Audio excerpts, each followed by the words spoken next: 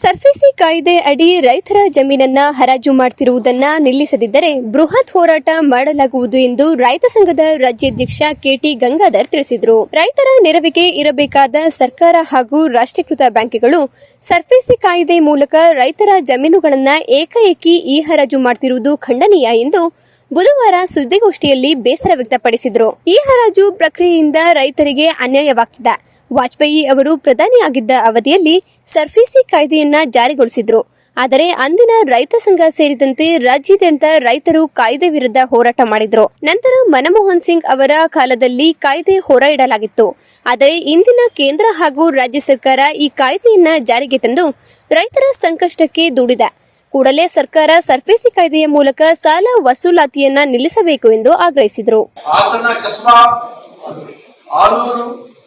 ಸಕಲೇಶ್ಪುರ ಈ ಭಾಗಗಳಿಂದ ರೈತರ ಸಾಲಗಳಿಗೆ ಈ ಟೆಂಡರ್ ಮೂಲಕ ಸರ್ಫೇಸಿ ಕಾಯ್ದೆ ಪ್ರಕಾರ ಹರಾಜು ಪ್ರಕ್ರಿಯೆಗಳನ್ನ ಮಾಡಿ ಭೂಮಿಯನ್ನ ಹರಾಜುದಾರರಿಗೆ ಹಸ್ತಾಂತರವನ್ನು ಕೂಡ ಮಾಡಿಬಿಟ್ಟಿದ್ದಾರೆ. ಇದು ಬಹಳ ಕಠಿಣವಾದ ಘೋರವಾದಂತ ಅಪರಾಧವನ್ನ ಹಾಸನ ಜಿಲ್ಲಾ ಲೀಡ್ ಬ್ಯಾಂಕ್, ಕೆನರಾ ಬ್ಯಾಂಕ್ ಮತ್ತು ಪ್ರಗತಿ ಗ್ರಾಮೀಣ ಬ್ಯಾಂಕ್ ಇದನ್ನ ಮಾಡಿದೆ. ನಾವು ಈ ಕಾಯ್ದೆಯನ್ನ ಸಾರಸಟ್ಟಾಗಿ ವಿರೋಧ ಮಾಡ್ತೀವಿ.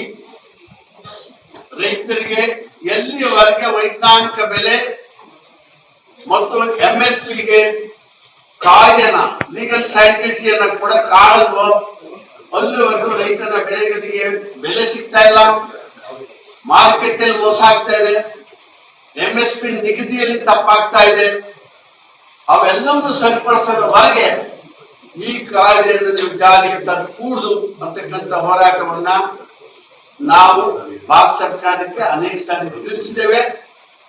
ಆದ್ರೆ ರಾಜ್ಯದಲ್ಲಿ ಎಲ್ಲೂ ಆಗಿಲ್ಲ except Hassan, particularly Canara bank as a lead bank. ಇದನ್ನ ಎಷ್ಟು ಘೋರವಾಗಿದೆ ಅಂದ್ರೆ ಸಾಲ ಒನ್ ಟೈಮ್ ಸೆಟ್ಲ್ಮೆಂಟ್ ಅಲ್ಲಿ ಮನ್ನಾ ಮಾಡ್ತೀವಿ ಅಂತ ಪಾರ್ಲಿಮೆಂಟ್ ಅಲ್ಲಿ ಹೇಳ್ತಾರೆ, floor parliament, floor of the assembly ಹೇಳ್ತಾರೆ. ಒನ್ ಟೈಮ್ ಸೆಟ್ಲ್ಮೆಂಟ್ ಮಾಡ್ಕೊಂಡ್ರೆ OTS ಮಾಡ್ಕೊಂಡು ಬಂದ್ರೆ ಮತ್ತೆ ಆ OTS ಆಗಿದ್ದನ್ನ ಆ ರೈತನ ಮಗನಿಗೆ ಸಾಲ ಸಿಗುದಿಲ್ಲ. ನಿಮ್ಮಪ್ಪ ಸಾಲ ಮಾಡ್ಕೊಂಡು ಚ್ಯುತಿಯಾದ, ನಿನಗೆ ಸಾಲ ಇಲ್ಲ ಅಂತ ಹೇಳಿ ಇವತ್ತಿನ ಬೆಳೆ ಸಾಲವನ್ನು ಕೊಡದಲ್ಲಿರ್ತಕ್ಕಂಥ ಕನಿಷ್ಠ ಮಟ್ಟಕ್ಕೆ ಸರ್ಕಾರದ ಸಾಲದ ನೀತಿಯನ್ನು ತಂದಿದ್ದಾರೆ. ಇದು ಕೂಡ ರೈತ ವಿರೋಧಿ ನೀತಿ ಆಗಿರ್ತದೆ. ಆಹಾರ ಸಾರ್ವಭೌಮತ್ವವನ್ನ ಧಕ್ಕೆ ಮಾಡತಕ್ಕಂಥ ಪ್ರಯತ್ನ ಈ ದೇಶದಲ್ಲಿ ನಡೀತಾ ಇದೆ.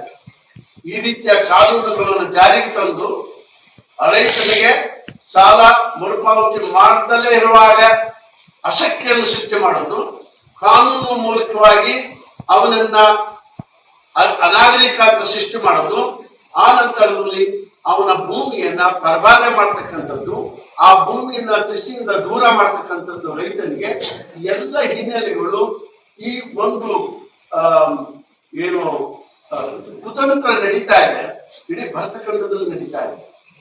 ಇದನ್ನ ನಾವು ಬಹಳ ಗಂಭೀರವಾಗಿ ಕರ್ನಾಟಕ ರಾಜ್ಯ ರೈತ ಸಂಘ ಗಮನಿಸಿದ್ದೇವೆ. ಇದಕ್ಕೆ ಕೂಡಲೇ ಇದನ್ನ ಜಿಲ್ಲಾಧಿಕಾರಿಗಳು, ಜಿಲ್ಲಾ ಮಂತ್ರಿಗಳು ಹಾಸನ ಜಿಲ್ಲೆಯಲ್ಲಿ ಬಂದು ಕುಳಿತು ರೈತರ ಸಾಲಗಳ ಬಗ್ಗೆ ಈ ಬದಲಾವಣೆಯನ್ನ ತಿದ್ದಿ ಹಾಸನದಲ್ಲಿ ರಕ್ಷಣೆ ಕೊಡ್ತಕ್ಕಂಥದ್ದು ರಾಜ್ಯ ಸರ್ಕಾರದ ಆದ್ಯ ಕರ್ತವ್ಯ. ಇದನ್ನು ಮತ್ತು ಮಾಡಬೇಕು.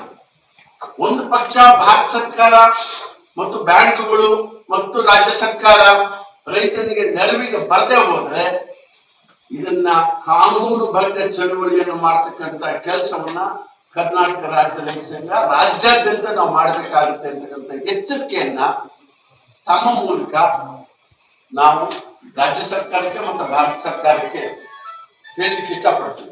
ಸ್ಥಳೀಯ ಹಾಗೂ ನಿಖರ ಸುದ್ದಿಗಾಗಿ ಸಬ್ಸ್ಕ್ರೈಬ್ ಆಗಿ ಬೇಮಾ ವಿಜಯ ಡಿಜಿಟಲ್ ಯೂಟ್ಯೂಬ್ ಚಾನೆಲ್ ಹಾಗೂ ಪಕ್ಕದಲ್ಲಿ ಕಾಣುವ ಬೆಲ್ ಐಕಾನ್ ಕ್ಲಿಕ್ ಮಾಡಿ ಕ್ಷಣ ಕ್ಷಣದ ಅಪ್ಡೇಟ್ಗಳನ್ನು ಪಡೆದುಕೊಳ್ಳಿ.